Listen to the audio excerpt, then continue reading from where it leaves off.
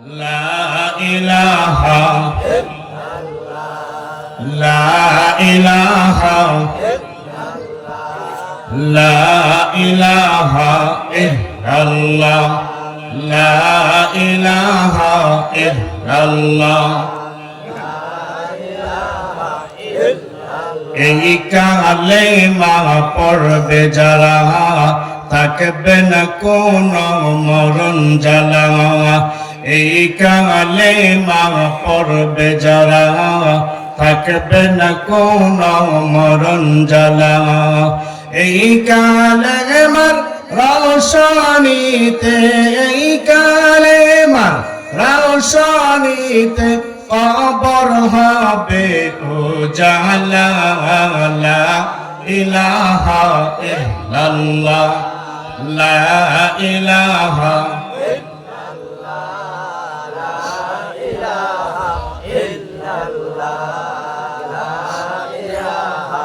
ইল্লাল্লাহ লা ইলাহা লা ইলাহা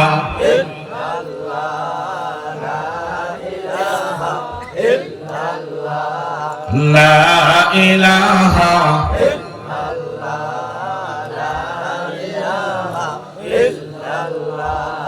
কত সুন্দর মদিনা নেই যার কোনো তুলনা কত সুন্দর মদিনা নেই যার কোনো তুলনা দয়াল আল্লাহ দয়া কর দয়াল আল্লাহ দয়া কর পুরাও মনের বাসনা লা ইলাহা ইল্লাল্লাহ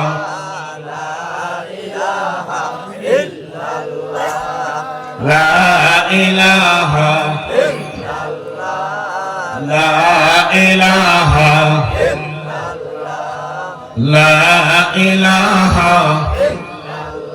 বহু দূরে মদিনা কেমনে যাব জানি না বহু দূরে মদিনা কেমনে যাব জানি না দয়াল আল্লাহ দয়া কর দয়াল আল্লাহ দয়া কর পৌঁছাও সোনার মদিনা লা ইলাহা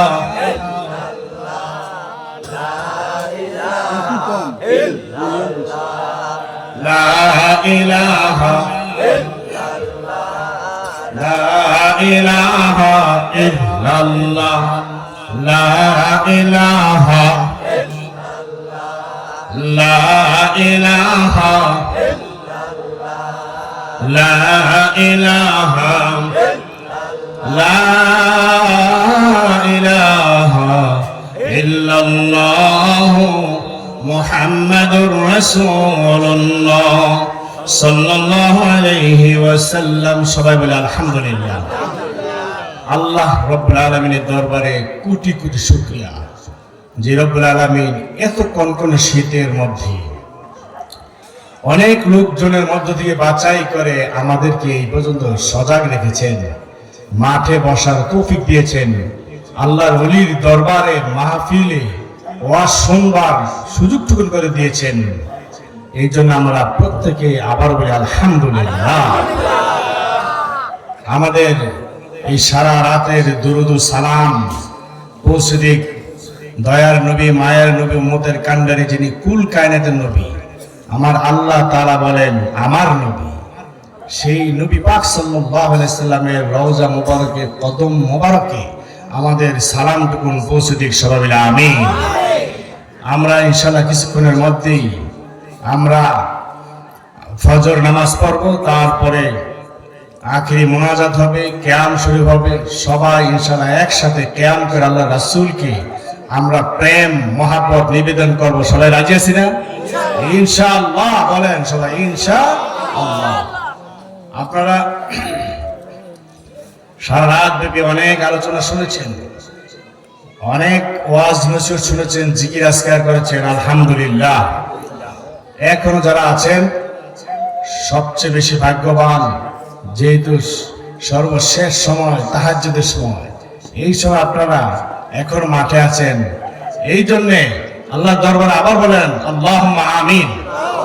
আল্লাহ পাক যেন আমাদের সবাইকে কবুল করে নেন, সবাই বলে আমিন। আমি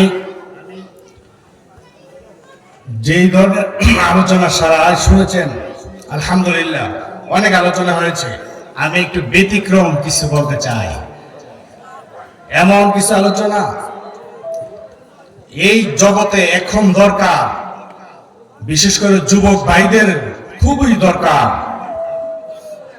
ঈমান আকীদার যে আলোচনা, সে আলোচনাগুলি আমি নিয়ে আসতে চাই অল্প সময়ের মধ্যে। আপনারা যারা এদেশে দিয়ে আছেন খুব দ্রুত বসে যান। বন্ধুগণ, পর্দার আড়ালে অনেক মা বোনেরা আছেন। আমরা সবাই হাসরের ময়দানের জন্য প্রস্তুত কিনা নিজেরাই নিজেদেরকে প্রশ্ন করে দেখি। এই দুনিয়ায় আমরা চলতে ফিরতে উঠতে বসতে আখিরাতের কথা কতটুকু আর স্মরণ আছে, এটা আপনি নিজেই ভালো করে জানেন। 24 ঘন্টার ভিতরে 1 মিনিটের জন্য আপনার কবরকে স্মরণ করেছেন কিনা? যদি আপনি অন্তত 20 বার 24 ঘন্টার ভিতরে 20 বার অন্তত কবরে স্মরণ করে থাকেন, আখিরাতের মনে করে থাকেন যে আখিরাত আছে একটা, সেখানে আমাদের যেতে হবে, 20 বার অন্তত যে ব্যক্তি স্মরণ করবে, যদি ওই দিন সে ইন্তেকাল করে, আল্লাহ পাক তার কবরে আযাব মাফ করে দেবে। বলেন সুবহানাল্লাহ। আল্লাহ রাব্বুল আলামিন আমাদেরকে জান্নাতি বানাইয়া তারপরে দুনিয়া থেকে নিতে চান। বলেন আলহামদুলিল্লাহ। কেমন আল্লাহ পেয়েছি, যে আল্লাহ আমাদেরকে দুনিয়ায় জান্নাতি বানাইয়া পরহেজগার মুত্তাকি বানায় তারপর নিতে চান। এই জন্য তো নবী রাসূল যুগে যুগে পাঠিয়েছেন, এই জন্যই তো আসমানি কিতাব পাঠিয়েছেন। নবী রাসূলের যুগ শেষ, আসমানি কিতাব অবতরণের যুগ শেষ হয়ে গিয়েছে, এখন বেলায়েতের যুগ চলছে, কিয়ামত পর্যন্ত ওলিয়া উলিয়াদের যুগ চলবে। বলেন আলহামদুলিল্লাহ। আল্লাহ পাক কোরআনুল কারীমে সবকিছু ফাঁস করে দিয়েছেন। আমাদের এই দুনিয়াতে পরীক্ষাগারে পরীক্ষা দিব, কি প্রশ্ন হবে, কি অ্যান্সার, সবকিছু আল্লাহ পাক কোরআন মাজিদ হাদিস দ্বারা, নবী পাক সাল্লাল্লাহু আলাইহি ওয়াসাল্লাম দ্বারা ফাঁস করে দিয়েছেন, প্রকাশ করে দিয়েছেন। বলেন আলহামদুলিল্লাহ। সহজ করে দিয়েছেন যারা আমরা জান্নাতে যেতে পারি। এই জগতে এখন ঈমান আকীদা ঠিক রাখা কঠিন হয়ে গিয়েছে। আমার আগে মাওলানা সাহেব বলেছিলেন, আমি শুনলাম স্টেজ ওঠার আগে সুন্দর আলোচনা করছিলেন, যে কোনো লোক কি যে কোনো লোকে মুশরিক বলে দিচ্ছে, শিরক বলে দিচ্ছে। কেউ যদি দরবারে যায়, দরবার কথাটাই নাকি শিরক। দরবার বললে বলে ওখানে মাজার পূজা হয়। বলেন নাউজুবিল্লাহ। দরবার কথা বলা যায় না, কোথায় গিয়ে সেন্টিমেন্ট দাঁড়িয়েছে মানুষের। মাজার থাকলে বলা যায় এখানে বেদাত। অথচ যারা এই ধরনের কথা বলে, তারা এই মাজারের জন্য, পীরদের উসিলায়, ওলিয়া উলিয়াদের কারণে তারা আজকে মসজিদের ইমাম, মাদ্রাসা শিক্ষক বলে পরিচয় দিতে পারছে। কারণ তারা ইসলাম নিয়ে আসে নাই বাংলার ভূমিতে, বাংলার জমিনে ইসলাম নিয়ে এসেছে ওলিয়া উলিয়ারা। বলেন আলহামদুলিল্লাহ। ওলিয়া উলিয়াদেরই বাংলাদেশ। আর এখন সেই ওলিয়া উলিয়াদেরকে ছেড়ে দিচ্ছে, এমনকি নিজের বাপ দাদাকে শুদ্ধ ছেড়ে দিচ্ছে। নিজের বাপ দাদা যা করে গেছে বলে যে এগুলি করা যাবে না। এখন এই যুগ নতুন যুগ, এই যুগে এখন এগুলি চলবে না। মিলাদ, কিয়াম, জিকির, আজকার, মাজারে যাওয়া, জিয়ারত করা। বন্ধুগণ, আমরা আসলে অনেকেই যে যা বলে তার ভিতরে আমরা ঢুকে পড়ি, তাই আমাদের মাথায় নিয়ে আমরা সেই বিশ্বাস করে চলা শুরু করি, কথা বলা শুরু করি। এমন দেখা গেছে তরিকতের লোক, মুরিদ, কোন না কোন হক্কানি দরবারের মুরিদ, কিন্তু তার সন্তান হয়তো ওয়াহাবির সাথে জড়িত হয়ে গিয়ে এখন দেখা গেছে সে নিজেও সেই পথ থেকে বিচ্যুত হয়ে গিয়েছে। আফসোসের বিষয়, যেটা পূর্ব লোকজনদেরকে অনুসরণ করব, সেখানে এখন পরবর্তী জেনারেশনকে অনুসরণ করতে হচ্ছে। বলেন নাউজুবিল্লাহ। আপনি বাপ দাদাকে কিভাবে বাদ দিবেন? আল্লাহর ওলিদেরকে আপনি কিভাবে বাদ দিবেন? একটা মুহূর্ত তাদেরকে ছাড়া চলার উপায় নেই। আল্লাহ রাব্বুল আলামিন পবিত্র কোরআনে জানিয়ে দিয়েছেন, والسابقون السابقون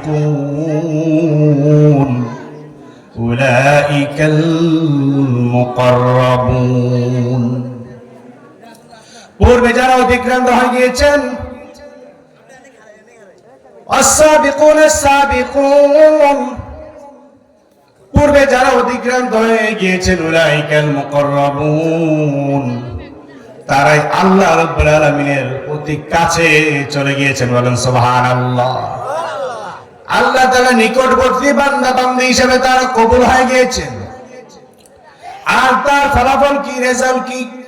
এই রেজাল্ট আল্লাহ রাব্বুল আলামিন তারপরে জানিয়ে দিয়েছেন, ফি জান্নাতিন নাঈম, তারা জান্নাতুন নাঈমে অবস্থান করতেছে। বলেন আলহামদুলিল্লাহ।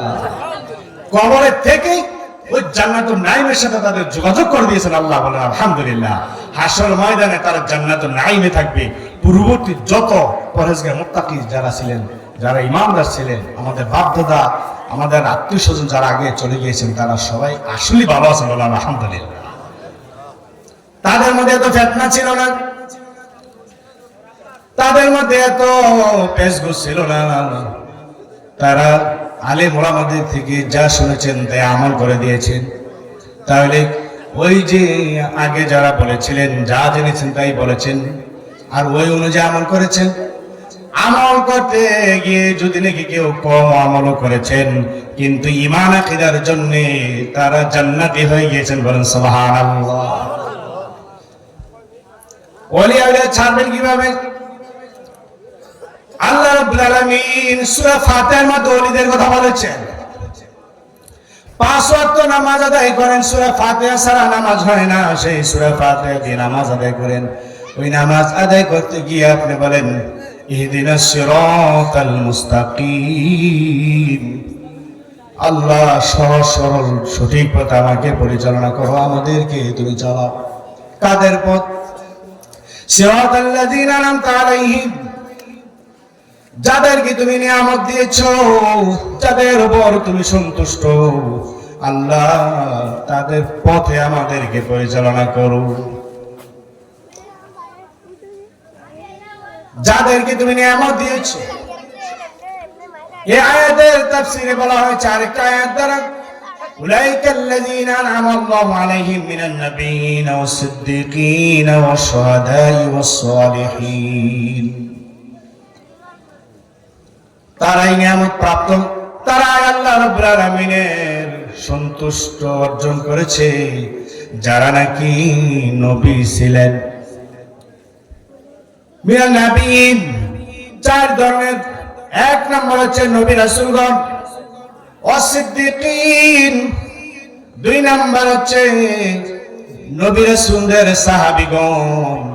ওয়াশ-শুহাদা'i, এবং শহীদগণ, যারা আগে শহীদ হয়েছেন, এরপরও কিয়ামত পর্যন্ত যারা ইসলামের জন্য শহীদ হবেন, ঈমান আকীদার জন্য যারা শহীদ হয়ে যাবেন, তাদের পথের কথা বলা হয়েছে। সর্বশেষ 4 নম্বর বলা হলো ওয়াস-সালিহিন,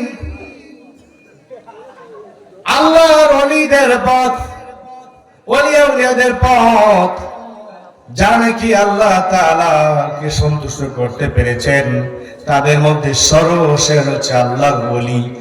ওলি আউলিয়া এখন যারা পীর মাশায়েখগণ, যারা নাকি দ্বীনের দাওয়াত দিয়েছেন, যারা নাকি শত শত লক্ষ লক্ষ লোকজনদেরকে দ্বীনের পথে নিয়ে এসেছেন, অনেক কষ্ট করে যারা নিজেরা দ্বীনের উপর মজবুত ছিলেন এবং লোকজনকে দ্বীনের পথে নিয়ে এসেছেন, শত শত লক্ষ লক্ষ লোকদেরকে তারা ইসলাম গ্রহণ করিয়েছেন।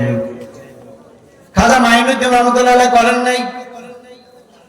90 লক্ষ লোককে তিনি ইসলাম গ্রহণ করিয়েছেন, হিন্দু থেকে মুসলমান বানিয়েছেন। তাহলে এই শাহজালাল রহমতুল্লাহ আলাইহি তিনিও বাংলার জমিনে অসংখ্য লোককে হিন্দু থেকে ইসলাম গ্রহণ করে মুসলমান বানিয়েছেন।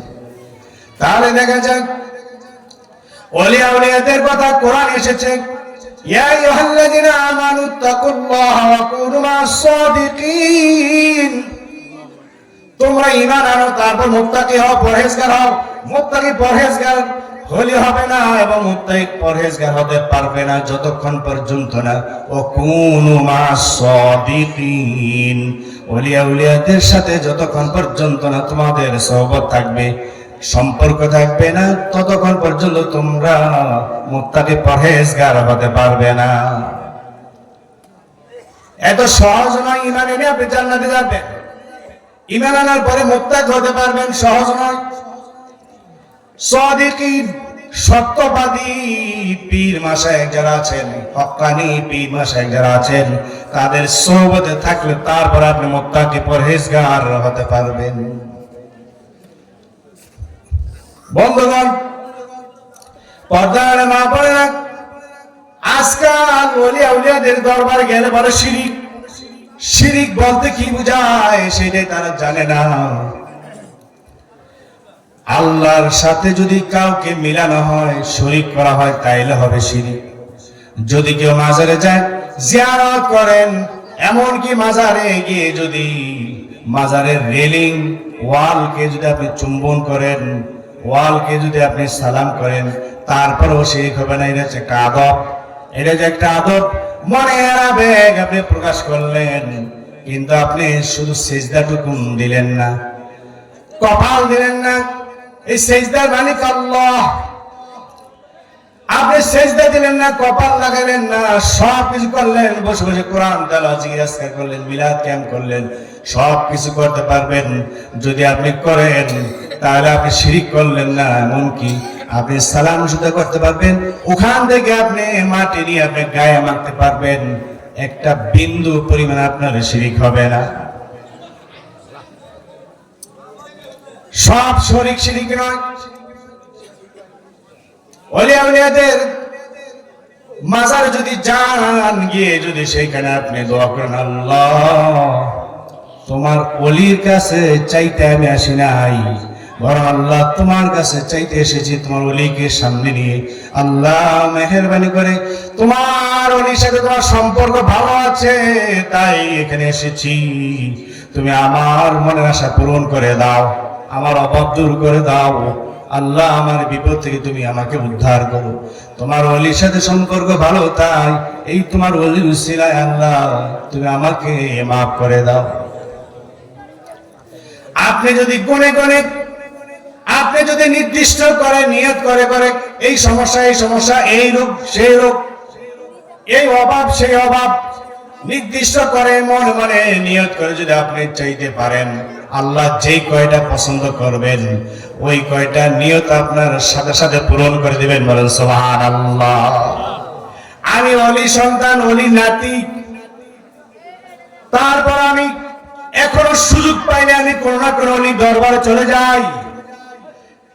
এখানে এসে আগে জিয়ারত করেছি, আল্লাহর ওলির কাছে আমি দাঁড়িয়ে দোয়া করেছি।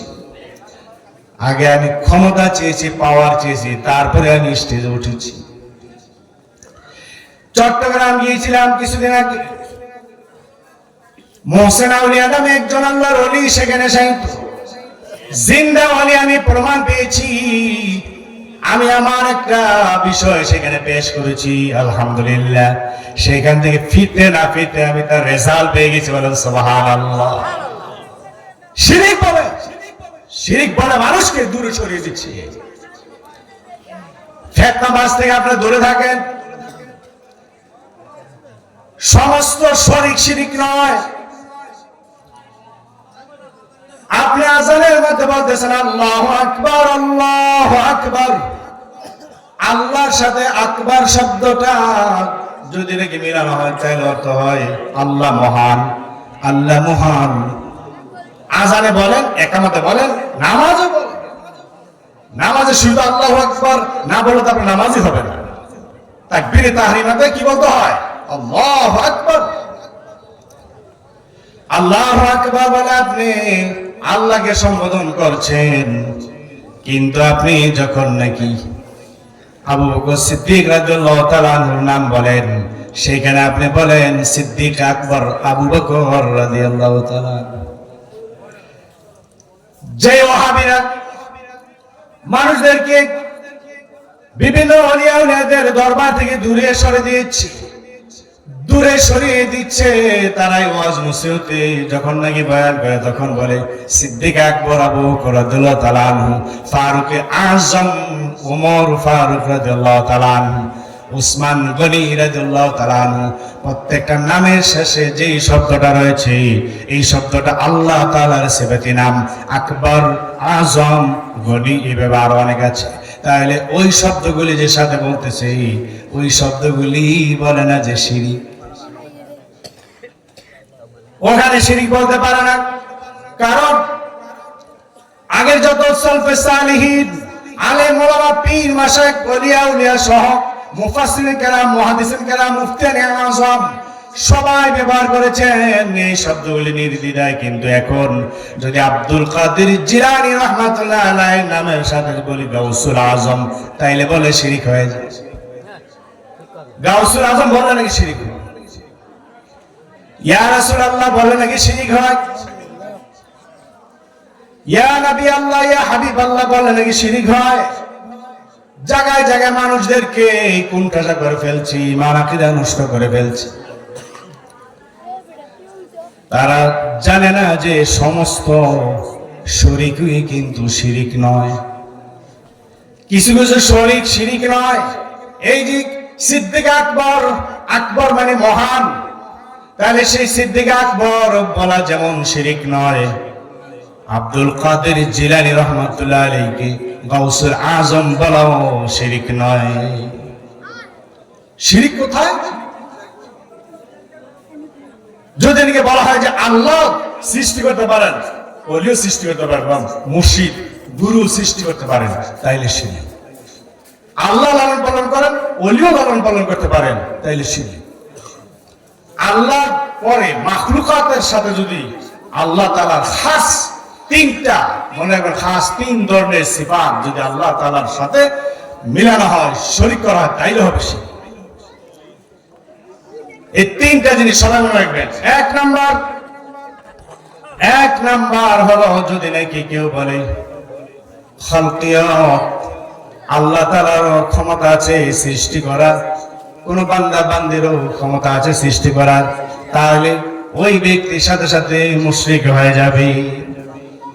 2 নাম্বার, যদি বলে যে আল্লাহ তাআলা যেমন নাকি লালন পালন করতে পারেন, বান্দা বান্দিরাও, ওলিয়া উলিয়ারাও, আল্লাহর বান্দা বান্দিরাও লালন পালন করতে পারে, যদি এইভাবে কেউ বলে, তাহলে রব আল্লাহ তাআলা সেই রবের সাথে শিরিক করা হলো, খালেক আল্লাহ তাআলা সেই খালেকের সাথে শিরিক করা হলো।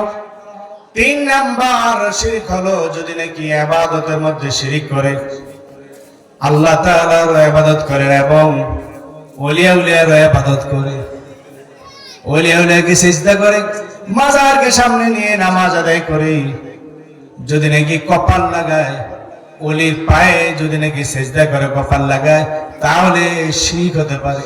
কিন্তু এই 3টা ব্যতীত অন্য কোন শরীক শিরিক নয়। বলেন সুবহানাল্লাহ। 3টা জায়গা শুরু হয়। আল্লাহ আমাদের মধ্যে আছেন, আল্লাহর নবী সাল্লাল্লাহু আলাইহি সাল্লাম আমাদের মধ্যে আছেন। আবিষ্কার যদি করতে পারেন তাহলে পাবেন। আল্লাহ নবী সাল্লাল্লাহু আলাইহি সাল্লামকে ইয়া নবী সালামু আলাইকা, ইয়া রাসূলুল্লাহ, ইয়া হাবিবাল্লাহ বললে এক বিন্দু শিরিক হবে না। বলেন আলহামদুলিল্লাহ। কি হতে পারে? ইয়া রাসূলুল্লাহ মানে হে আল্লাহ রাসূল, হে আল্লাহ রাসূল, হে বলতে সামনে বোঝায়, উপস্থিত বোঝায়, আবার ইয়া বলতে দূরবর্তী বোঝায়, নিকটবর্তী দূরবর্তী দুইটাই বোঝাইয়া। যদি 2টা অর্থ নেন তাহলে কোনো সমস্যা নাই, নবীর শানে 2টা অর্থ নিতে পারেনি। ইয়া আল্লাহ রাসূল, ইয়া রাসূলুল্লাহ, হে আল্লাহর হাবিব, ইয়া হাবিবাল্লাহ, আপনি বলতে পারেন শিরক হবে না। কারণ আপনারাই দেখেন কোথাও না কোথাও যখন রাজনৈতিক সভা হয় তখন তাদের নেতার নাম ধরে বলে যে হে, আচ্ছা নামই বললাম, ধরেন এখন বর্তমানে অনেকেই তারেক জিয়াকে নেতা মানে, তো বলে যে হে তারেক জিয়া, আপনি যেখানে থাকুন না কেন আমাদের প্রতি খেয়াল রাখবেন। আমরা আপনার প্রত্যেকেই এক একজন বলিষ্ঠ সৈনিক, যে কোনো সময় যে কোনো আন্দোলনে ডাক দিবেন, আমরা সবাই উপস্থিত হয়ে যাব। হে আপনি শোনেন মনোযোগ দিয়ে, আমরা সবাই আপনার একনিষ্ঠ কর্মী। তারেক জিয়া এখন দেশে আছে, লন্ডন আছে, কিন্তু বলতেছে হে ইয়া, আরবিতে বলা হবে ইয়া, ইয়া তারেক জিয়া। তাহলে হে বা ইয়া এগুলি নিকটবর্তী বুঝাইলো, দূরের ব্যক্তিকে বোঝানো যায়, নিকটের ব্যক্তিও বোঝানো যায়। নিকটবর্তী শব্দ হলো তার জন্য যদি জায়েজ হয়, তারেক জিয়া যদি এইভাবে বলতে পারেন জায়েজ হয়ে যায়, তাহলে আল্লাহ নবী সাল্লাল্লাহু আলাইহি ওয়াসাল্লাম বলা জায়েজ হবে না কেন? 100 বার জায়েজ বলেন আলহামদুলিল্লাহ। দয়ার নবী, মায়ার নবী আমাদের কাছে আছেন, বলেন আলহামদুলিল্লাহ। এটা আমি বানিয়ে বলছি না, আপনি আবিষ্কার করলে পাবেন। আল্লাহ নবী সাল্লাল্লাহু আলাইহি ওয়াসাল্লাম তিনি আমাদের প্রত্যেকের জীবনের চাইতে, জানের চাইতে নিকটে আছেন, বলেন আলহামদুলিল্লাহ। আল্লাহ বলেছেন ওয়া নাহনু আকরাবু ইলাইহি মিন হাবলিল ওয়ারিদ, আমি তোমাদের সাহারক, গাড়ির মধ্যে যে রগ আছে সাহারকের আরো নিকটে আছি। আর নবী শানে কি বলেছেন দেখে, কোরআন তার সাক্ষী, আল্লাহ নবী সাল্লাল্লাহু আলাইহি সাল্লামের শানে আল্লাহ তাআলা বলে দিলেন আন-নাবিয়্যু আওলা বিল মুমিনিনা মিন আনফুসিহিম, আমার নবীকে আমি মুমিন বান্দাদের জানের চাইতে আরো নিকটে রেখেছি, বলেন সুবহানাল্লাহ। জান কোথায়? আপনার যে সাহা রগ আছে, রগের ভিতরে যে রক্ত আছে, এই রক্তটাই হচ্ছে জান।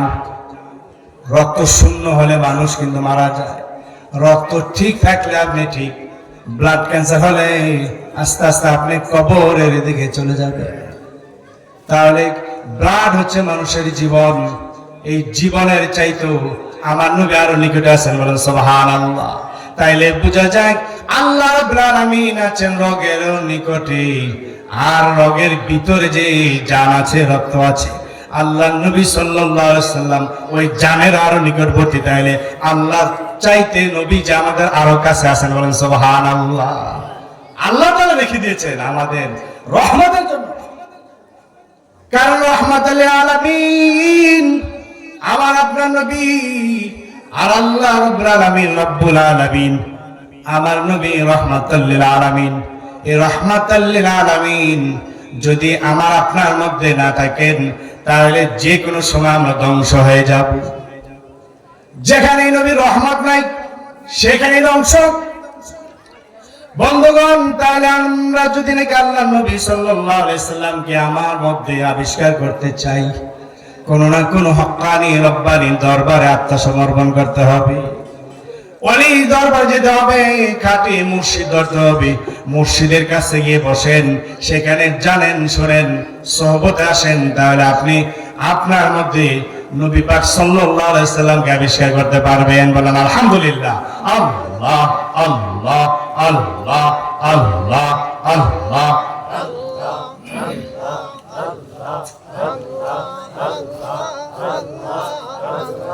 আল্লাহ আল্লাহ আল্লাহ আল্লাহ। প্রেমে আলাপ করলেন নবী মেরাজেতে যাইয়া, প্রেমে আলাপ করলেন নবী মেরাজেতে যাইয়া। আল্লাহ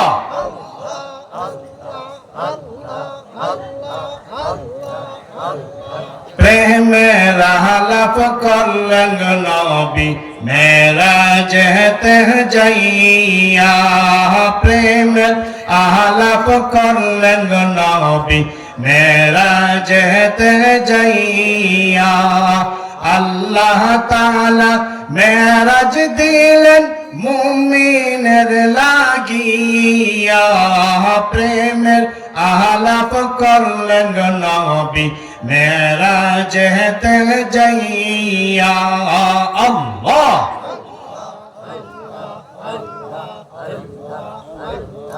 এত লোক কিন্তু জোর হচ্ছে না কি শরম পা না ভয় লাগে আল্লাহ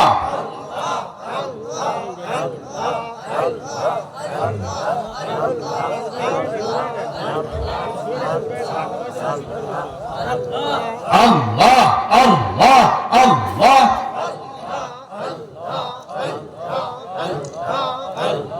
প্রেমের আলাপ করলেন গো নবী মেরাজেতে যাইয়া প্রেমের আলাপ করলেন গো নবী মেরাজেতে যাইয়া পাঞ্জে গানা নামাজ আনলেন মুমিনের লাগিয়া প্রেমের আলাপ করলেন গো নবী মেরাজেতে যাইয়া প্রেমের আলাপ করলেন গো নবী মেরাজেতে যাইয়া আল্লাহ মহব্বতে আল্লাহ আল্লাহ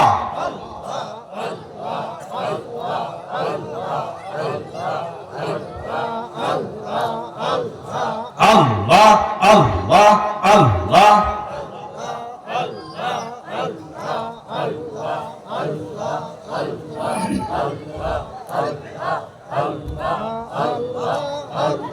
প্রেমের আলাপ করলেন গো নবী মেরাজেতে যাইয়া প্রেমের আলাপ করলেন গো নবী মেরাজেতে যাইয়া জান্নাত জাহান্নামের খবর আনলেন মুমিনের লাগিয়া প্রেমের আলাপ করলেন গো নবী মেরাজেতে যাইয়া আল্লাহ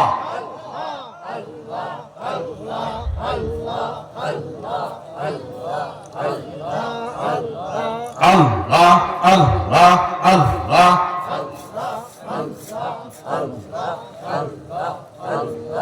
আল্লাহ আল্লাহ আল্লাহ আল্লাহ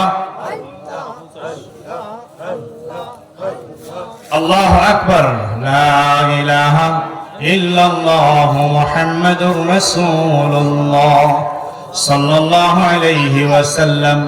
সম্মানিত বন্ধুগণ, বলছিলাম আল্লাহ রাসূলের শান মানিয়ে যে নবী পাক সাল্লাল্লাহু আলাইহি সাল্লাম তিনি এমন নবী যেই নবী দোহা উঠালে আল্লাহ রাব্বুল আলামিনের সাথে সাথে কবুল করে নেন দোয়া, বলেন সুবহানাল্লাহ। আল্লাহ নবী সাল্লাল্লাহু আলাইহি সাল্লাম আঙ্গুলের ইশারা দিলে সাথে সাথে চাঁদ দ্বিখণ্ডিত হয়ে যায়।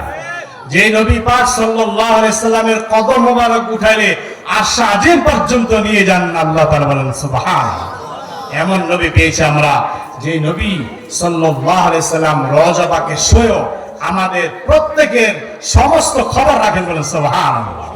আপনি আমি কি আমল করতেছি, মন্দ না ভালো, নেক না বদ, সমস্ত আমলের খবর নবী পাক সাল্লাল্লাহু আলাইহি সাল্লামের কাছে আছে, বলেন আলহামদুলিল্লাহ। আপনার আমার প্রত্যেকের নাম, বাবার নাম, মায়ের নাম ধরে আমার আপনার নবী আমাদেরকে চিনেন, বলেন সুবহানাল্লাহ। আল্লাহর কাছে দোয়া করেন যে আল্লাহ আমার এই উম্মত আমল করতেছে, ভালো আমল করতেছে, আল্লাহ তুমি কবুল করো না, বলেন আমিন। আর যারা মন্দ আমলে আছে আল্লাহ পাক বলেন আল্লাহ তুমি তাদেরকে হেদায়েত দাও এবং তাদের গুনাহ খাতা তুমি মাফ করে দাও। রব্বি হাবলি উম্মত উম্মতি বলে রওজা পাকে তিনি কাঁদতেছেন, বলেন আলহামদুলিল্লাহ। এবং নবী পেয়েছি যে নবী সাল্লাল্লাহু আলাইহি সাল্লাম এই মেরাজের চাঁদে, রজব মাস এখন, এই মেরাজের চাঁদে, এই রজবের চাঁদে আল্লাহ নবী সাল্লাল্লাহু আলাইহি সাল্লাম আল্লাহ তাআলা মেরাজ করিয়েছিলেন, ঊর্ধ্ব গমনে নিয়েছিলেন, মেহমানদারি করেছিলেন, বেড়াইতে নিয়ে গিয়েছিলেন আল্লাহ নবীকে, বলেন সুবহানাল্লাহ। রাসূল সাল্লাল্লাহু আলাইহি সাল্লাম তিনি মেরাজ গেলেন।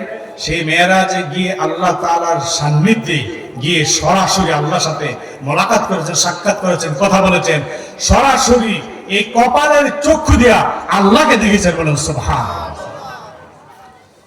এখানে ওয়াহাবীরা দ্বিমত প্রকাশ করে, এখানে তারা বিশ্বাস করতে চায় না, বুঝতে চায় না যে আল্লাহ নবী সাল্লাল্লাহু আলাইহি সাল্লাম সরাসরি আল্লাহকে দেখেছেন, বলেন সুবহানাল্লাহ। দুনিয়ায় থাকতে আল্লাহ নবী সাল্লাল্লাহু আলাইহি সাল্লামের উম্মত হয়ে যদি ইমাম মালিক রাহমাতুল্লাহ আলাইহি, ইমাম আজম আবু হানিফা রাহমাতুল্লাহ আলাইহি আল্লাহ তাআলাকে অসংখ্যবার দেখে থাকেন, তাহলে আল্লাহ নবী সাল্লাল্লাহু আলাইহি সাল্লাম যিনি সমস্ত উম্মতের নবী, সমস্ত নবীদের নবী, আল্লাহ রাব্বুল আলামিন বলেন আমার নবী, পৃথিবীর কেউ যদি নবী মানান, যদি কেউ মানতে নাও চায়, আমি নিজে স্বয়ং আল্লাহ মানি আমার নবী তিনি। সেই নবী সাল্লাল্লাহু আলাইহি সাল্লাম আল্লাহর সাথে সরাসরি কেন সাক্ষাৎ করতে পারেন না? কেন পারবেন না?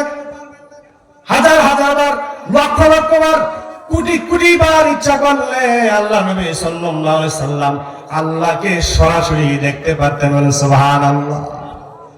মেরাজে গিয়ে আল্লাহ তাআলা নবীকে নিয়ে মেরাজে আল্লাহ তাআলা সরাসরি মোলাকাত করিয়েছেন।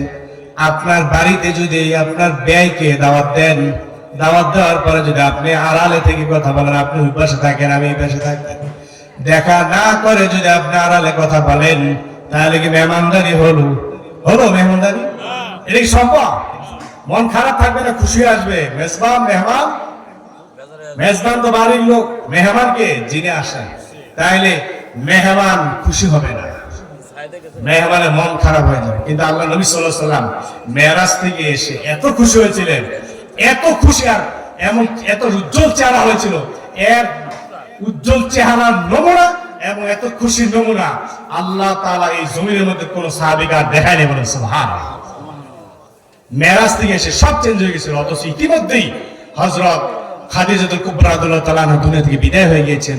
নবীজির মন খারাপ ছিল, কিন্তু মেরাজ থেকে এসে অত্যন্ত উৎফুল্ল, আনন্দিত। দয়ার নবী মুহাম্মদুর রাসূলুল্লাহ সাল্লাল্লাহু আলাইহি সাল্লাম তিনি আল্লাহ তাআলাকে কিভাবে দেখেছিলেন একটু বর্ণনা দিলে সহজে বুঝে আসবে। আল্লাহ তাআলাকে কিভাবে দেখেছিলেন?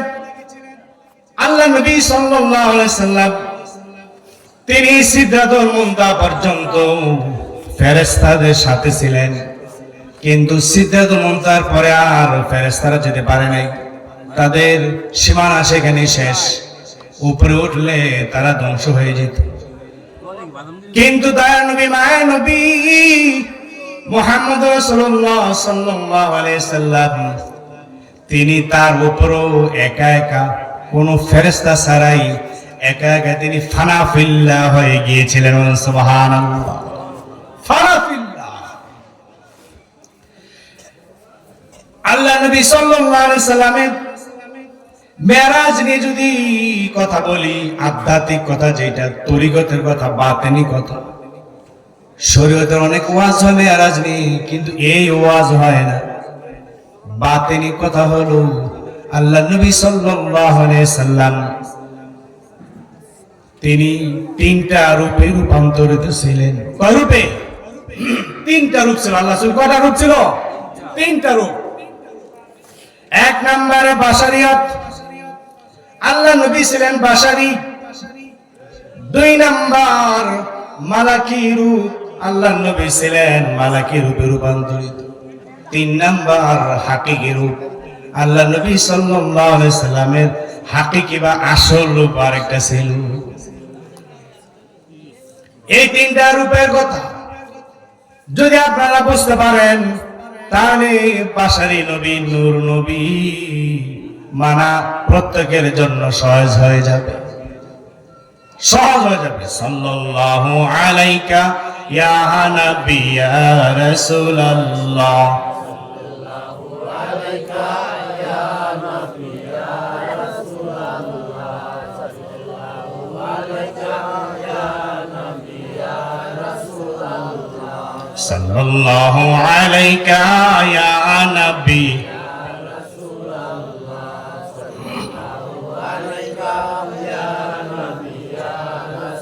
জোর হয় না, রাসূলের সামনে বলবেন, জোর হয় না।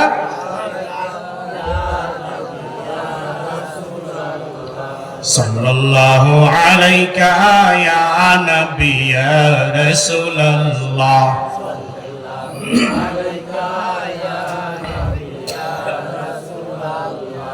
সাল্লাল্লাহু আলাইকা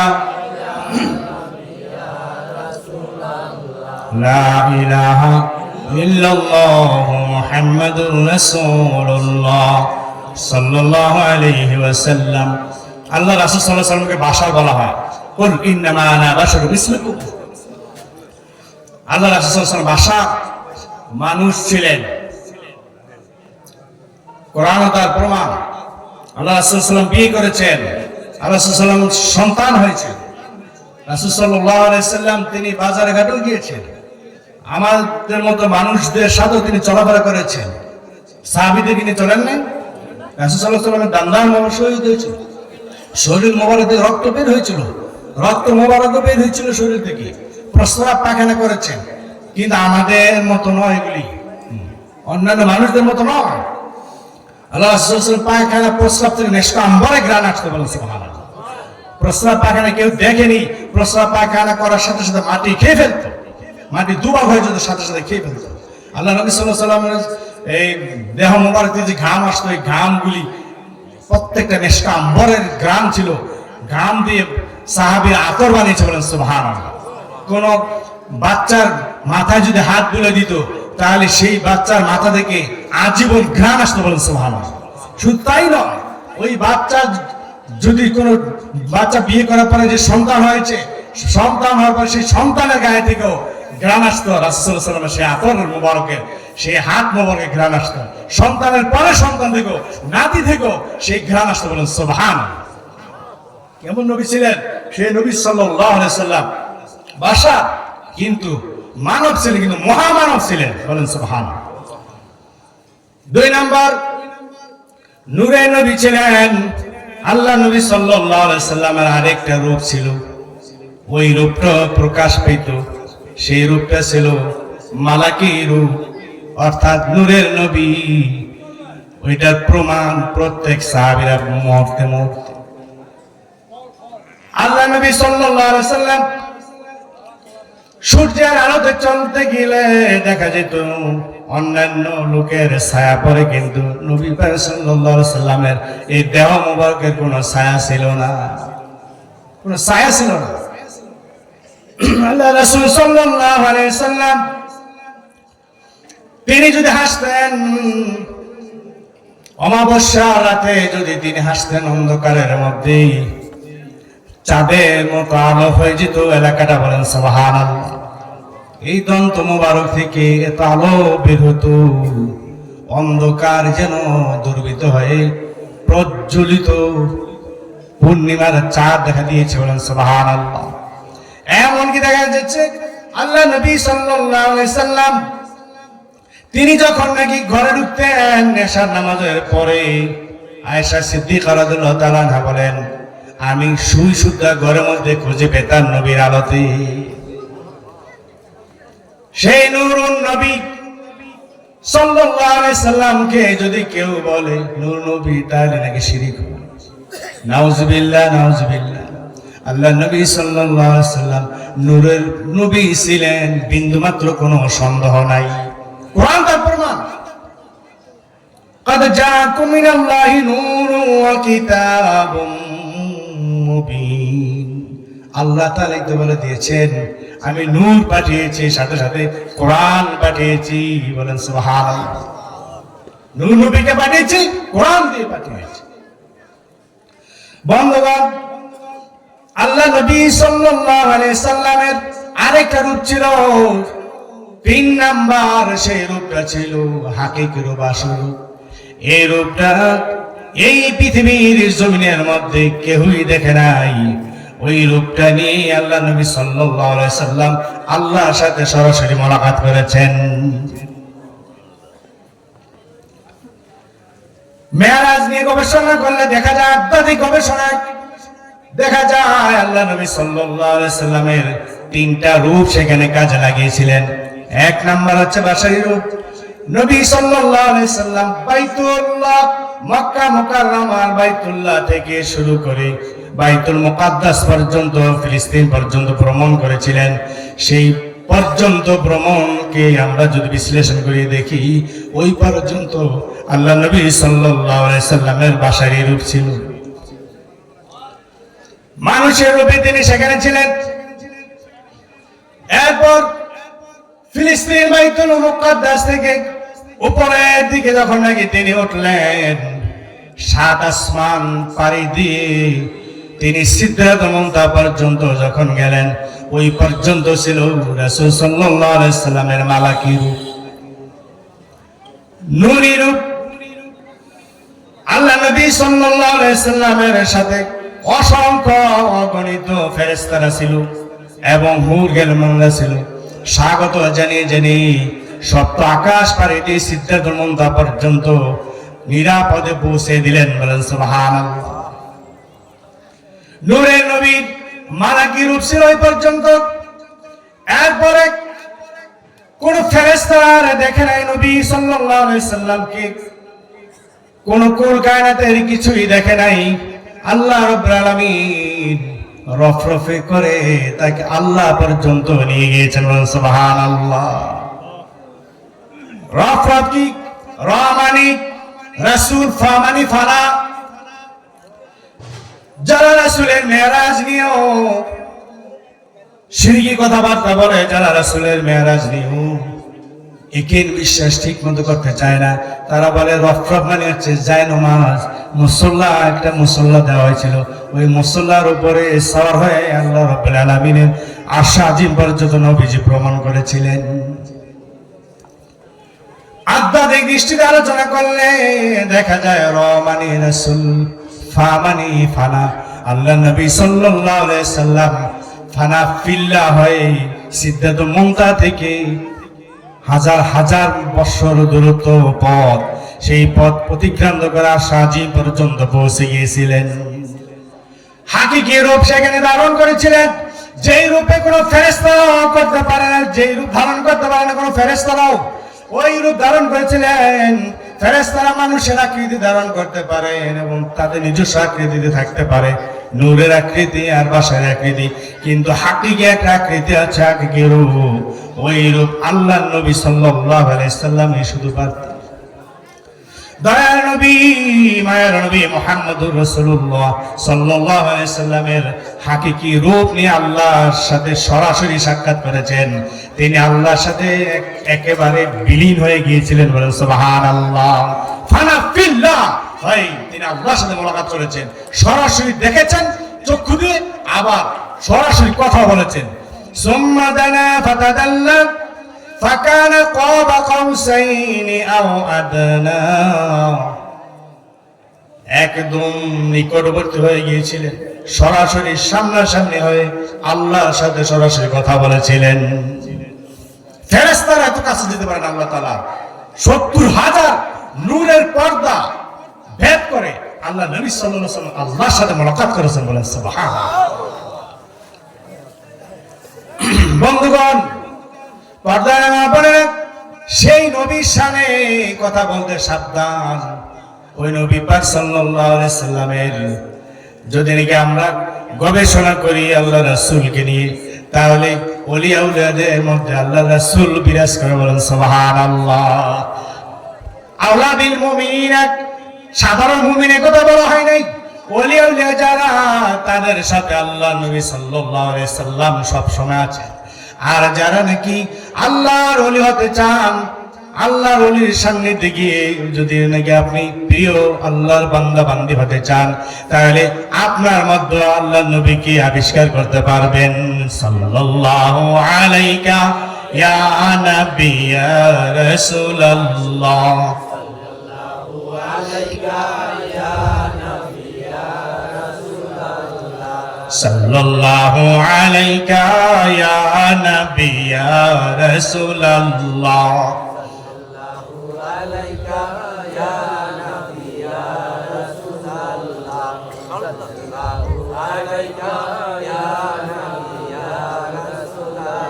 লা ইলাহা ইল্লাল্লাহু মুহাম্মাদুর রাসূলুল্লাহ সাল্লাল্লাহু আলাইহি ওয়াসাল্লাম।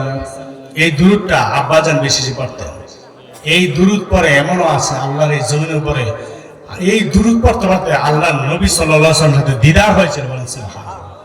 নজির আছে বন্ধুগণ, পর্দা আলে মা বোনেরা, আমরা শুনছিলাম আল্লাহ নবী সাল্লাল্লাহু আলাইহি ওয়াসাল্লামের শানে, যে নবী সাল্লাল্লাহু আলাইহি ওয়াসাল্লাম কোনো তুলনা হয় না, এই বিশ্ব ব্রহ্মাণ্ডের কোনো তুলনা হয় না। ওই নবী সাল্লাল্লাহু আলাইহি ওয়াসাল্লামকে আপনার মধ্যে আপনি আবিষ্কার করতে পারবেন কিভাবে? কোনো না কোনো ওলির দরবারে যেতে হবে।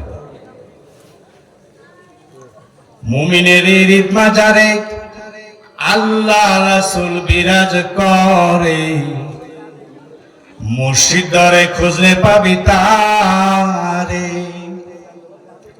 মুর্শিদ দরে খুঁজলে পাবি তারে, মুমিন বান্দারে।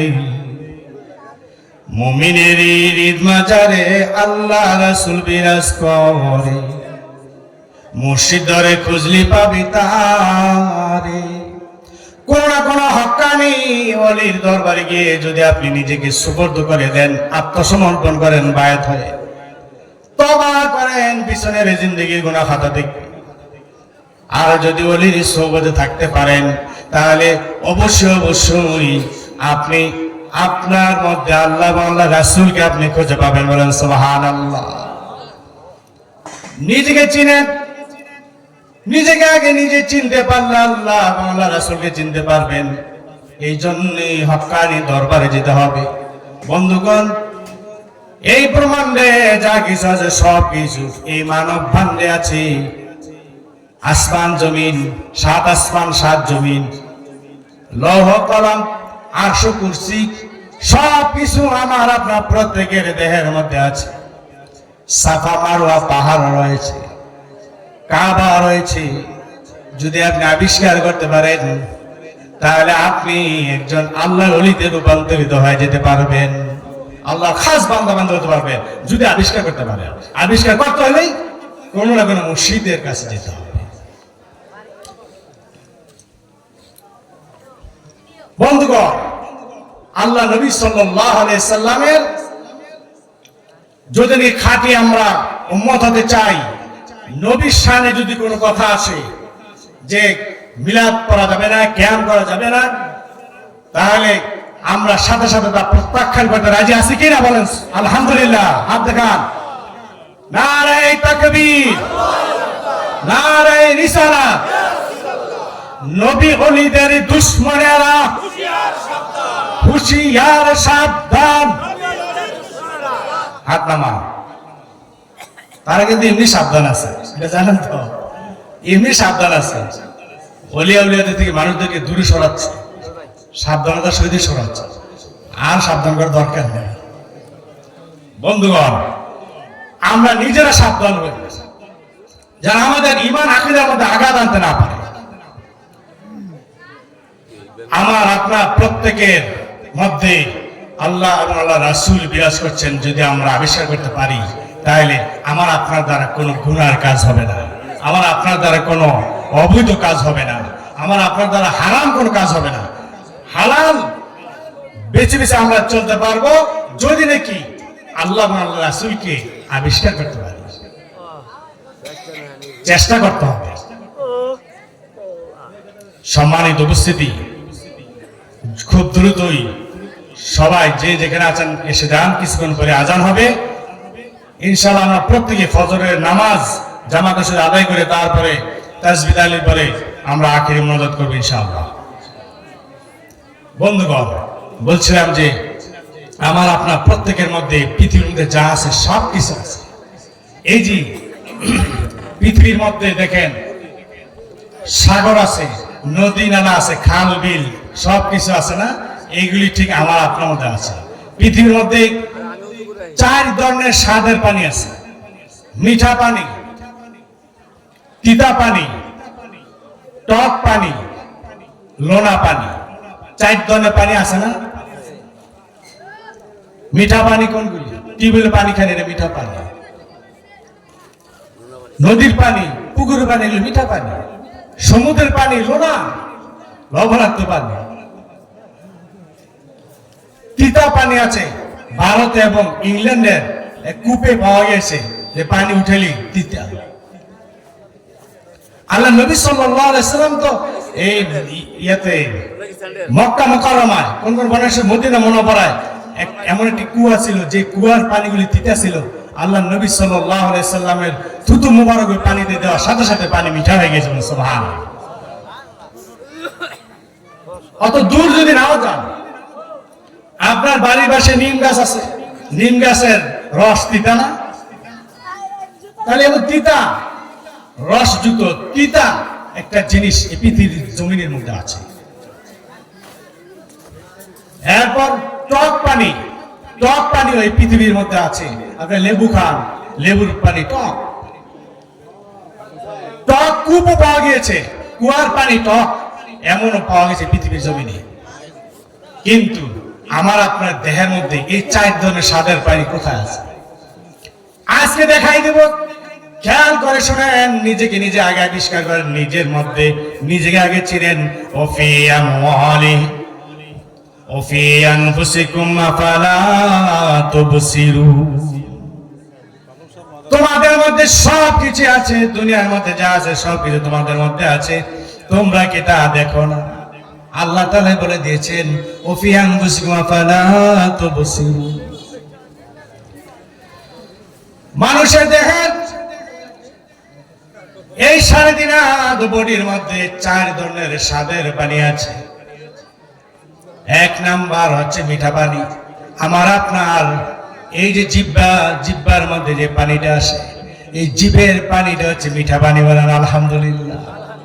যদি তিতা হতো তাহলে আমাদের চলাফেরা মুশকিল হয়ে যেত, যদি লোনা হতো তাহলে আমাদের অনেক কষ্ট হতো। মিঠা পানি এই জিহ্বা দিয়ে বের হইতেছে। বলেন সুবহানাল্লাহ। 3.5 হাত বডি, এই বডির মধ্যে দেখেন এই যে মুখমণ্ডল, এই মুখমণ্ডলের মধ্যে 4 ধরনের পানি রয়েছে। সুবহানাল্লাহ।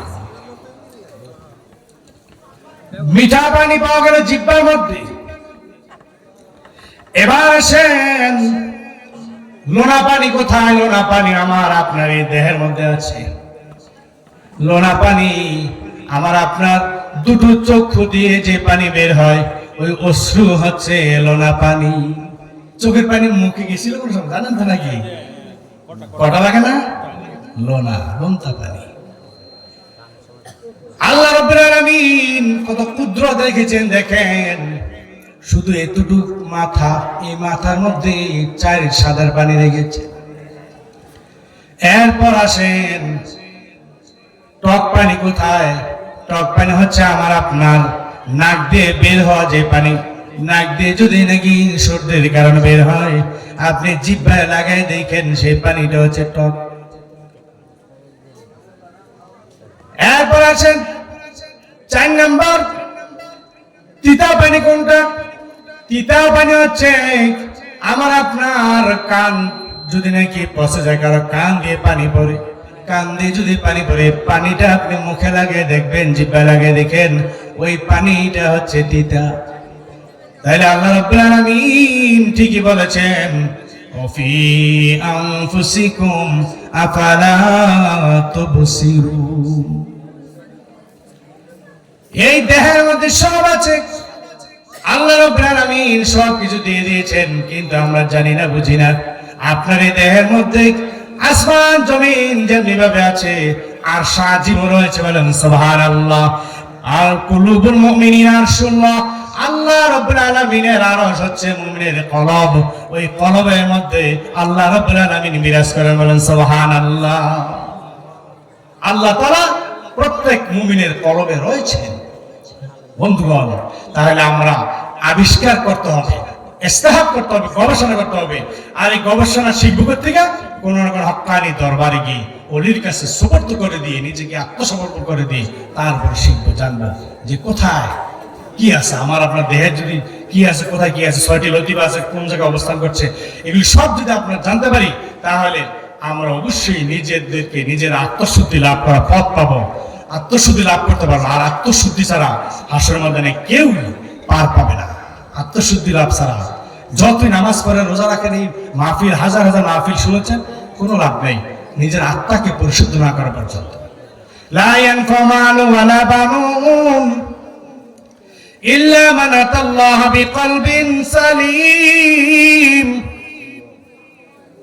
আল্লাহ রাব্বুল আলামিন কোন ধন সম্পদ সন্তান সন্ততি দ্বারা হাসরের ময়দানে আমাদেরকে জান্নাত দিবেন না, তাদেরকে এক পাশে রেখে দিবেন। কিন্তু আমার আপনার আগে দেখবেন কলবটা ঠিক আছে কিনা।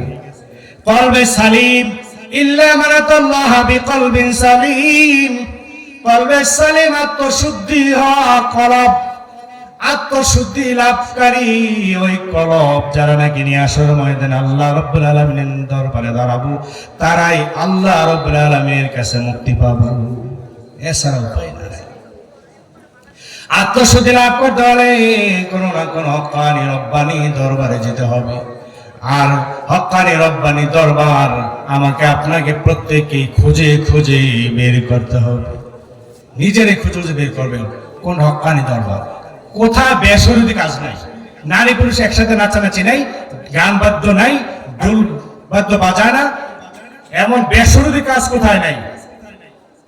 যদি থাকে তাহলে ওগুলো হচ্ছে বন্ডামি। এছাড়া হক্কানি বুঝে শুনে সেই দরবারে যাবেন। এই যে নেকমতুল মুন্সির এই দরবার আলহামদুলিল্লাহ হক্কানি দরবার। আব্বাজান যদি এখানে না আসতেন আমি আসতাম, আমিও আসতাম। আব্বাজান এসেছেন, বড় ভাইজান তিনি এসেছেন, আমিও আসতেছি আলহামদুলিল্লাহ। এই দরবার সরাসরি সিলেটের দরবারের সাথে যোগাযোগ করেন, সুবহানাল্লাহ। আমি আবার দরবারের সাথে সরাসরি তাওয়াজ্জুহ। এই দরবার পরিচালনা করছেন জনাব মাওলানা আলামিন সাহেব। আলহামদুলিল্লাহ অত্যন্ত সুন্দর মতো পরিচালিত হচ্ছে। সামনে আরো উত্তরোত্তর এর উন্নতি হোক, আলহামদুলিল্লাহ আমরা সবাই দোয়া করি। এই দরবার যেন আপনার যেভাবে আসতেছেন, আপনার সন্তান, আপনার নাতি নাতনি সবাইকে এই দরবারে দাওয়াত দেন। আগে নিজেদেরকে নিজেরা ঠিক করে, সবাই এক একজনকে দাওয়াত দিয়ে দিই, এই দরবারের দিকে নিয়ে আসেন। যে কোনো হক্কানি দরবারে যারা আছেন তারা প্রত্যেকেই, এই যে লক্ষ্মীচর দরবার সেই দরবারও এই প্রত্যেকেই দরবারে দিয়ে লোকজনকে নিয়ে আসেন। কারণ এখন ঈমান আকীদা নষ্ট করার পায়তারা চলছে, কঠিন যুগ চলছে। ঈমান নষ্ট করার জন্যে, আকীদা নষ্ট করার জন্যে অনেক কঠিন যুগ চলছে, টিকে থাকা কঠিন। আপনি চলে যাবেন, আপনার সন্তানরা দেখবেন বিপদে চলে গেছে, পথভ্রষ্ট হয়ে গিয়েছে। আপনি থাকতে আপনার সন্তানদেরকে এই পথে নিয়ে আসেন। সম্মানিত উপস্থিতি, ঈমান আকীদা এটি হচ্ছে আসল। আপনার আত্মশুদ্ধি লাভ করে এটি আসল। আপনার একই বিশ্বাস এটি হচ্ছে আসল। আপনার যদি একটা হাত না থাকে কোনো সমস্যা নাই, চোখ না থাকে কোনো সমস্যা নাই, কিন্তু আপনার আকীদা ঠিক আছে কিনা ওইটাকে দেখবেন। হযরত ঈসা আলাইহিস সালামের আমলে এক ব্যক্তি এমন অসুস্থ, চোখ দুটো বন্ধ হয়ে গিয়েছে, অসুস্থ হয়ে তার হাত পা অচল হয়ে গিয়েছে, প্যারালাইসিস হয়ে। এখন সে বিছানায় শোয়া। কেউ যদি এসে জিজ্ঞেস করে, ভাই আসসালামু আলাইকুম, কেমন আছেন আপনি? ওয়ালাইকুম আসসালাম, আলহামদুলিল্লাহ ভালো আছি। আপনার শরীর স্বাস্থ্য তো এমন অবস্থা হয়ে গেল, আপনার এখন কি মতামত, কি অবস্থা, আপনি কি রায়, কি বলতে চান, কি করতে চান? তিনি বলেন যে আল্লাহ পাক আমাকে বড় রোগ থেকে বাঁচাইয়া ছোট ছোট রোগ দিয়েছে, এই জন্য আল্লাহ দরবার লাখো শুকরিয়া বলেন সুবহানাল্লাহ। একটা ব্যক্তি যদি অন্ধ হয়, অচল হয়, প্যারালাইসিস হয়, যদি নাকি সে বিছানায় কাতরায় শুয়ে থাকে, বিছানায় খাওয়া দাওয়া এবং বিছানায় প্রস্তাব পায়খানা, তারপরে ওই লোকটা যদি বলে আলহামদুলিল্লাহ বড় রোগ থেকে বাঁচি, আল্লাহ তাআলা আমাকে ছোট রোগ দিয়েছে, এই জন্য আল্লাহর দরবারে লাখো কোটি শুকরিয়া। এই কথা বলা সবার জন্য সহজ নয়, খাঁটি ইমানদার ব্যক্তি ছাড়া বলা সহজ নয়। যদি নাকি কারো কামাই রুজিতে কম হয়, তাইলে বলে যে আল্লাহ কি আমাদের দেখে না চোখে। যদি নাকি কোনো অসুস্থতার কারণে চলাফেরা করতে না পারে, পা ভেঙে যায়, চক্ষু অন্ধ হয়ে যায়, বলে অসন্তুষ্ট হয়ে আল্লাহকে বলে আল্লাহ কি তুমি আর কাউকে দেখলা না, আমারই দেখলা, এইভাবে বলে। অথচ আপনি তাকান না। এমন কোন ব্যক্তি আছে যে ব্যক্তি দুই পা নাই, দুই হাতও নাই, গড়ায় গড়ায় চলে। এমন ব্যক্তি আছে চক্ষু নেই, এমনও কোনো ব্যক্তি আছে জীবনে একটা শব্দ উচ্চারণ করতে পারে নাই বাবা। তাদের দিকে তাকিয়ে কোনোদিন কি আপনি বলেছেন আল্লাহ তাআলা আমাকে ভালো রেখেছে আলহামদুলিল্লাহ?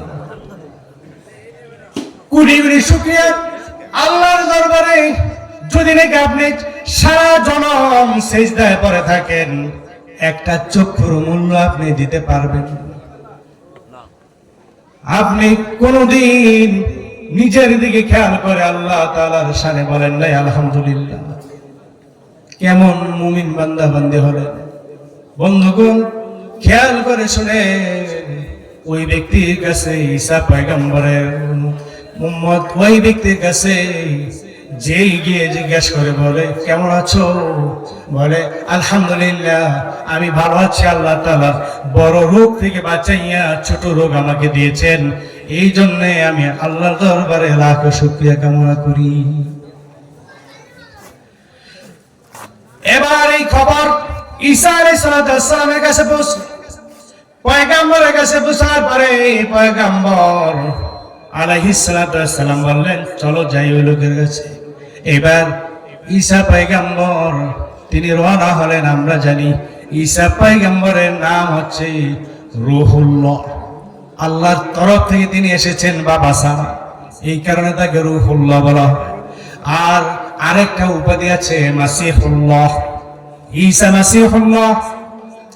ঈসা আলাইহিস সালাম যদি নাকি হাত মোবারক দ্বারা কোনো কুষ্ঠ রোগীকে অথবা প্যারালাইসিস রোগীকে, অন্ধ রোগীকে, জন্মান্ধ ব্যক্তিকে যদি তিনি হাত বুলিয়ে দিতেন, সাথে সাথে সে সুস্থ হয়ে যেত। এমন নবী ছিলেন যার কারণে মাসিহুল্লাহ, মাসিহ মানে স্পর্শ করা, মাসিহুল্লাহ স্পর্শকারী, আল্লাহর তরফ থেকে স্পর্শকারী একজন নবী। তিনি হচ্ছেন ঈসা পয়গম্বর। আমাদের নবীর 500 বছর আগে তিনি দুনিয়া এসেছিলেন। ওই নবী তার ওই উম্মতের বাড়িতে চললেন, গিয়ে উপস্থিত হয়ে সালাম বিনিময় করলেন আর জিজ্ঞেস করলেন তুমি কেমন আছো। এবার ঈসা পয়গম্বর জিজ্ঞাসা করার পরও একই জবাব, নবী গো আমি আলহামদুলিল্লাহ ভালো আছি, বড় রোগ থেকে বাঁচাইয়া ছোট রোগ আল্লাহ তাআলা আমাকে দিয়েছেন, এই জন্য আল্লাহ দরবারে সব সময় শুকরিয়া জ্ঞাপন করতেছি। এবার ঈসা পয়গম্বর জিজ্ঞাসা করলেন কেন তুমি এই কথা বলো, কাউকে তুমি জবাব দাও নাই, এই প্রশ্নের উত্তর কাউকে দাও নাই, তুমি আজকে আমার কাছে বলো কেন তুমি এইভাবে বলো। তখন ওই লোকটি বলল নবী গো আমার হাত পা সব কিছু অচল হয়ে গেছে, আমার দুটো চক্ষু নাই, কোনো আমার আফসোস নাই, আমি চলতে ফিরতে পারি না, কোনো আমার আফসোস নাই।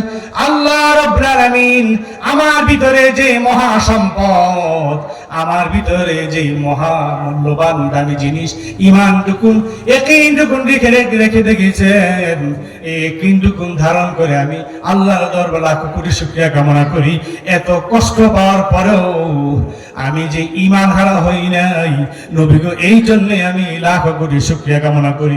যদি নাকি আমাকে ঈমানের মধ্যে যদি নাকি রোগ দিয়ে দিত আল্লাহ তাআলা, যদি নাকি আমাকে ঈমান হারা করে ফেলতো, তাহলে এর চেয়ে বেশি আর কোনো বড় রোগ নাই, এর চেয়ে বেশি রোগী আর কেউ হয় না যেই ব্যক্তির ঈমান আকীদা ঠিক নাই। তাইলে আমি অবশ্যই আল্লাহর দরবারে লাখ কোটি শুকরিয়া কামনা করি, আল্লাহ তাআলা আমার ঈমানকে মজবুত রেখেছেন, বলেন সুবহানাল্লাহ। এই জন্য বন্ধুগণ হাত জোর করে বলি, পায়ে ধরে বলে যাই, আমি নিজামুদ্দিন যদি আপনাদের পায়ে ধরি, আপনারা ঈমান হারা হবেন না। আগে ঈমান ঠিক করেন, ইয়াকিন ঠিক করেন, তারপর আত্মশুদ্ধি লাভ করেন। আপনি যদি ঈমান ঠিক না করেন, আপনার সন্তান ওইভাবে চলে যাবে, আপনারা দিনে দিনে ওইভাবে দুনিয়া থেকে বিদায় হয়ে যাবে। আত্মশুদ্ধি লাভ ছাড়া, কলবে সালিম ছাড়া হাসর ময়দানে কোনো উপায় নাই। আগেই বলেছিলাম আল্লাহ রাব্বুল আলামিন তিনি কোরআন মাজিদে সবকিছু প্রকাশ করে দিয়েছেন, সবকিছু জানিয়ে দিয়েছেন, এই জন্য যে আমরা যেন সবাই জান্নাতি হয়ে পরকালের দিকে পাড়ি দেই, বলেন আলহামদুলিল্লাহ। আমাদেরকে জান্নাতি বানায়া আল্লাহ রাব্বুল আলামিন নিতে চান, বলেন আলহামদুলিল্লাহ। বন্ধুগণ, আর সামনে বাড়বো না, একটা ছোট্ট আমলের কথা বলে আমি শেষ করে দেব ইনশাআল্লাহ। আমরা অনেকেই নামাজ পড়ি, তাই না? 5 ওয়াক্ত নামাজ আদায় করি, কিন্তু কিছু নফল ইবাদত করতে হয়, করেন না। আওয়াবি নামাজ পড়তে হয়, পড়েন না। ইশরাক করতে হয়, পড়েন না। তাহাজ্জুদ মাঝে মধ্যে পড়বেন, অন্তত বৃহস্পতিবার রাতে পড়েন, জুমার রাতে তাহাজ্জুদ পড়েন, তাও করেন না। এইভাবে আপনাদের দিনগুলি কাটিয়ে যাচ্ছে, সব সময় নষ্ট করে দিচ্ছে, শেষ হয়ে যাচ্ছে। কি কি বলেন, আমরা তো নামাজ পড়ি 5 ওয়াক্ত, আপনার 5 ওয়াক্ত ফরজ নামাজ আদায় করেন ঠিকই, ওই যে নফল নামাজগুলি যদি আদায় করেন তাহলে ফরজ নামাজগুলি গাফিল হয়ে যাবে। কোন ত্রুটি থাকলে আল্লাহ পাক মাফ করে দিবেন, বলেন সুবহানাল্লাহ। মিজানের পাল্লা ওজন ভারী করে দিবেন। অতএব ফরজ ইবাদতের পাশাপাশি নফল ইবাদত বন্দি আমাদের করা উচিত। তাহলে এই নফলের মধ্যে আমি আজকে একটা নফলের কথা বলবো, যেই নফল ইবাদতের কথা আপনারা হয়তো অনেকে শোনেননি, আজকে শোনেন। সেটা হচ্ছে যে আমি আপনি প্রত্যেকেই এশার নামাজ শেষ করে সবাই যখন নাকি শুয়ে পড়বে, এশার নামাজের পরে সবাই যখন খেয়ে দিয়ে শুয়ে পড়বে, আপনি আমি শুয়ে বা এদের সাথে শুয়ে পড়বো, যখন এরা ঘুমিয়ে যায় আমি আপনি উঠে পড়ব। যদি তা সম্ভব না হয়, সবার নামাজ শেষ, সবাই নিরিবিলি অবস্থা, এবার যার যার বিছানে চলে গেছে, আপনি দরকারে আলাদা হয়ে যায়। তারপরও আপনি 2 রাকাত নামাজ আদায় করেন, 5টা নিয়তে 2 রাকাত নামাজ আদায় করবেন, 5 দুগুণে 10 রাকাত নামাজের সওয়াব পাবেন, সুবহানাল্লাহ। এবং 5 ধরনের সমস্যা দূর হয়ে যাবে, বলেন আলহামদুলিল্লাহ। 1 নাম্বার, আপনি নামাজের নিয়তটা করবেন এইভাবে। 1 নাম্বার নিয়ত হবে, 5টা নিয়ত, কিন্তু 5 নিয়তে 2 রাকাত।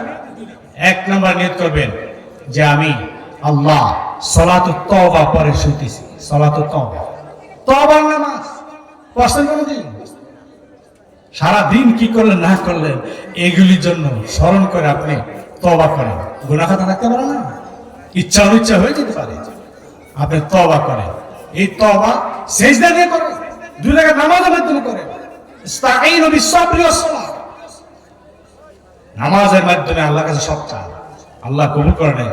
মনে রাখবেন, সিজদা করলে আল্লাহ তাআলা বলেন, সিজদা করলে বান্দা বান্দীরা আমার এত নিকটে আসে, আমার এবং বান্দা বান্দীর মধ্যে কোনো ডিসটেন্স পার্থক্য থাকে না, বলেন সুবহানাল্লাহ।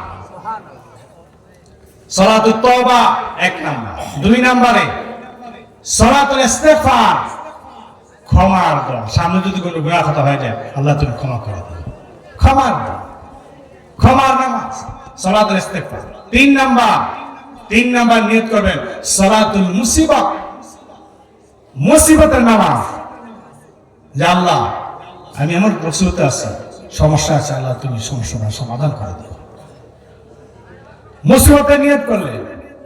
4 নাম্বার সালাতুল হাজত, আমার এটা অভাব, আল্লাহ তুমি সব কাছে পারো দিতে, সব তোমার কাছে আছে,